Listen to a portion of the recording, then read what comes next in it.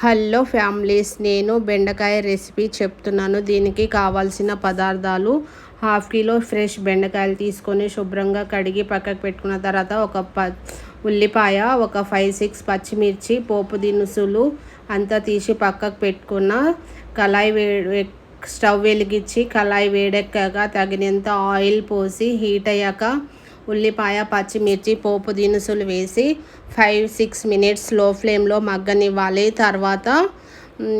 తర్వాత బెండకాయలు కూడా వేసి ఒక 5-6 మినిట్స్ మగ్గనివ్వాలి. హై ఫ్లేమ్లో స్టవ్ పెట్టేస్తే ఊరికనే బెండకాయ మగ్గకుండా మాడిపోతుంది కర్రీ. తర్వాత టేస్ట్ కూడా అంత బాగోదు.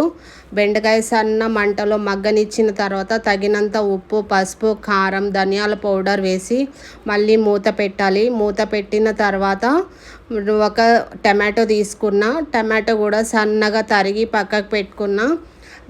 మూత తీసిన తర్వాత బెండకాయ కూడా కళాయిలో వేసేసి మళ్ళీ మూత పెట్టేసి మగ్గిన తర్వాత టమాటా తొందరగా కుక్ అవుతుంది. మెత్తగా కుక్ అయిన తర్వాత అటు ఇటు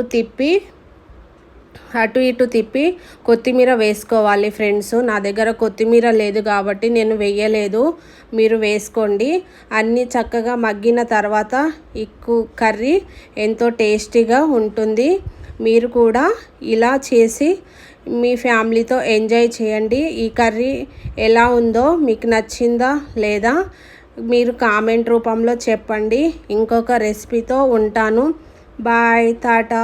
ఇది బెండకాయ బరువు తగ్గడానికి చాలా హెల్ప్ చేస్తుంది. ఇది బెండకాయ తినడం వల్ల కూడా అందరూ హెల్తీగా ఉంటారు. బాయ్, ఇంకొక రెసిపీతో ఉంటాను. హలో.